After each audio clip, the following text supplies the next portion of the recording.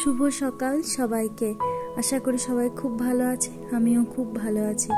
এটা হচ্ছে দিরাঙ্গের সকাল। ঘুম থেকে উঠেই পাহাড়কে দেখতে ইচ্ছে করলো। এরকম ভাগ্য তো আর রোজ রোজ হবে না, তাই এখানেই পুষিয়ে নিই। একদম সূর্যের আলোটা গাছের ওপর, পাহাড়ের উপর পড়েছে, কোথাও কোথাও আবার মেঘ কুয়াশার খেলা, এক অন্যরকমই অনুভূতি। কি সুন্দর লাগছিল ঘুম থেকে উঠে পাহাড় দেখতে, বলে বোঝানো যাবে না। যাই, ফ্রেশ হয়ে চা দিয়ে গেছে, চাটা খেয়ে নিই, আরেকবার দেখবো পাহাড়টা। এখান থেকে আমার সরতেই ইচ্ছে করছিল না। ব্যালকনি খুললে এরকম ভিউ, আর গাছের মাঝে মাঝে ছোট্ট ছোট্ট ঘরগুলো কি সুন্দর লাগছিল। তবে ওখানে কেউ থাকে কি না, নাকি ওটা কোনো ক্যাম্প, বুঝলাম না। আর এটা হলো আমরা যে হোমস্টেটাতে আছি সেটা, মানে এটা হোটেল না, এটা হোমস্টে। মানে হোমস্টে আর হোটেলের পার্থক্য হচ্ছে, হোটেলে শুধু রুম, খাবার ওরা না দিতেও পারে, আর হোমস্টেতে ওখানে খাবারের ব্যবস্থাটা থাকে। তো আমরা ফ্রেশ হয়ে বেরিয়ে পড়েছি। আজ আর কিছু জলখাবার খাইনি, বাড়ি থেকে ড্রাই ফ্রুট নিয়ে এসেছিলাম, সেগুলোই খেয়েছি। তো মাঝে একবার নামলাম, খুব সুন্দর পাখি ডাক ছিল, আর এদিকে দুদিকে গাছ, খুব ভালো লাগছিল। তাই জন্য কয়েকটা ছবি নিয়ে আবার আমরা বেরিয়ে পড়ব।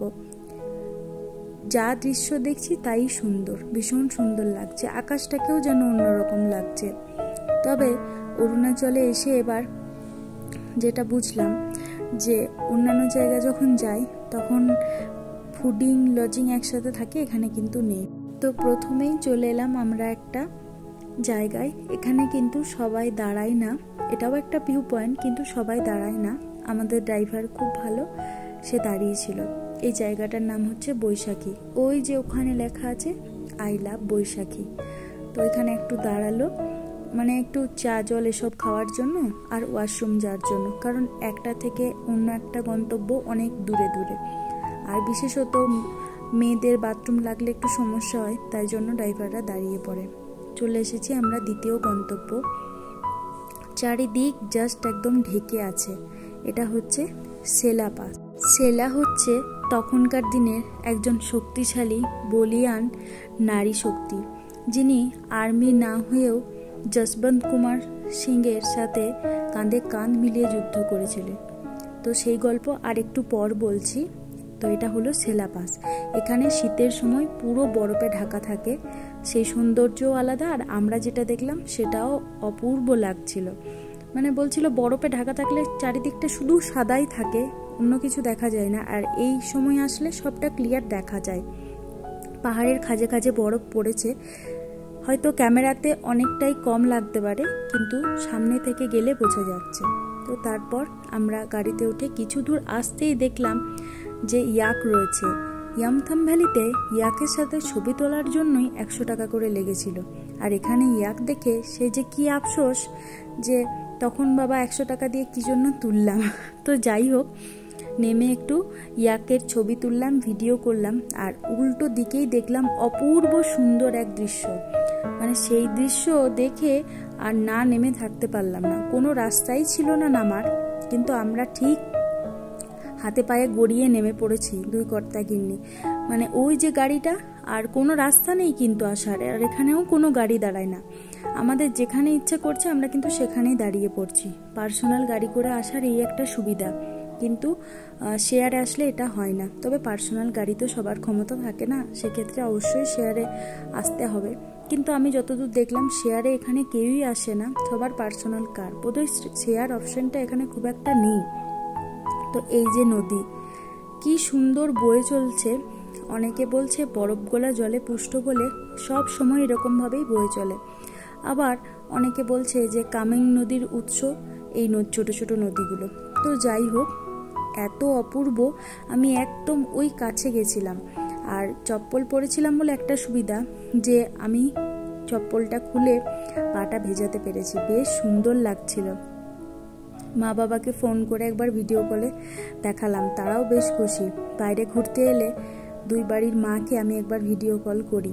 এখানে তো নেটের ভীষণই সমস্যা, তাই করা হচ্ছে না। তো যাই হোক, ওরা দেখেও খুব খুশি। এখানে অনেকক্ষণ সময় কাটিয়েছি। আর এই যে খুব কাছ থেকে আমি এটা নিয়েছি, একদম কাছে গেছিলাম, তবে খুব সাবধানে যেতে হয়েছে, কারণ পাথরগুলো প্রচণ্ডই স্লিপ। এবার এসেছি আমরা হচ্ছে ওই যে যশবন্তগড় ওয়ার মেমোরিয়াল। সৈনিক যশবন্ত কুমার সিং ছিলেন বীর যোদ্ধা, যিনি 1962 সালে মাত্র 21 বছর 3 মাস বয়সে মারা যান চীনের সাথে লড়াই করতে করতে। সেই সময় দুই শক্তিশালী নারী ছিল সেলা আর নোরা। তো সেলা সাথে যশবন্ত কুমার সিং এর খুব ভালো একটা সম্পর্ক তৈরি হয়েছিল। তো সেলাও তখন আর নোরাও কাঁধে কাঁধ মিলিয়ে যুদ্ধ করেছিল ওর সাথে। তখনকার দিনের মন্ত্রী আমলারা যশবন্ত কুমার সিংকে বলেছিল যে তোমার এই এত কম বয়স, তুমি একা চীনদের সাথে কি করবে, তুমি এখানে ফিরে এসো। তো যশবন্ত কুমার সিং কোনোভাবেই রাজি হয়নি। তিনি বলেছিলেন আমি শেষ রক্তবিন্দু পর্যন্ত চেষ্টা করব। তারপর 300 জনকে পরাজিত করে এই গাছের তলায় মৃত্যুবরণ করেছিলেন। ওটি ওনার ব্যবহার করা রাইফেল। এখানে যে টুপিটা দেখতে পাচ্ছেন, ওই টুপির দুটো দিক ফুটো রয়েছে, একদিকে গুলি ঢুকে অন্যদিকে বেরিয়ে যায়। এইগুলি হচ্ছে ওনার ব্যবহার করার জিনিসপত্র। এই লেটার বক্সে কিছু লেটার লিখে ফেলে দিলে সেটা পূরণ হয়, তাই অনেকে লিখে দিয়ে গেছে। যাই হোক, তাদের ইচ্ছে পূরণ হোক।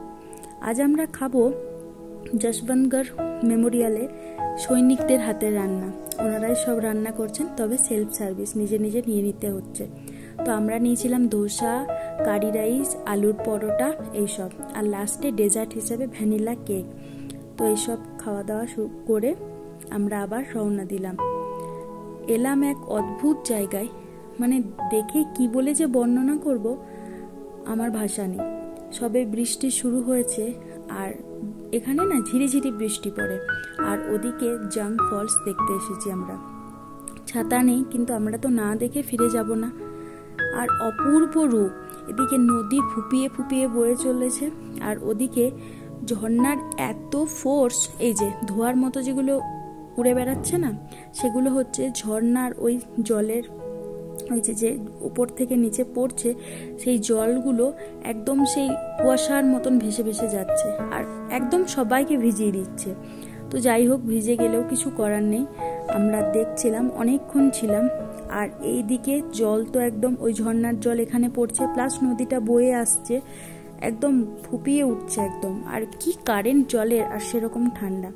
এখানে কিছুক্ষণ সময় কাটিয়ে আমরা বিকাল 4টের সময় তাওয়াং পৌঁছালাম।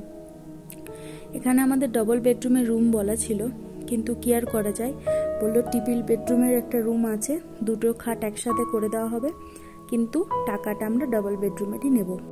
কারণ ওনারা লিখতে ভুল করেছিলেন, আমরা 2 জন ছিলাম, ওনারা 3 জন এসব লিখেছে। তো যাই হোক, ফ্রেশ হয়ে এবার চা খেতে গেলাম। এইটুকু চায়ের দাম 20 টাকা। এখানে খাবার দাবারের প্রচণ্ডই দাম, কিন্তু তা বলে কি না খেয়ে থাকবো? তো খাওয়া দাওয়া শেষ, চা পর্বও শেষ। এবার একটু ছাদে এসেছি। ছাদে এসে এই অপূর্ব দৃশ্য দেখলাম, ছাদ থেকেই পাহাড় দেখা যাচ্ছে। তারপর একটু রেস্ট নিয়ে রাতে ভেজ থালি খেলাম। আলু ভাজা, পটলের তরকারি, ডাল, পাঁপড় এসব ছিল। আর এটি হলো রাতের তাওয়াং শহর। তো আজকের ব্লগটা এখানেই শেষ করলাম। আবার নেক্সট ব্লগ নিয়ে আসবো। কেমন লাগছে জানিও। Thanks for watching.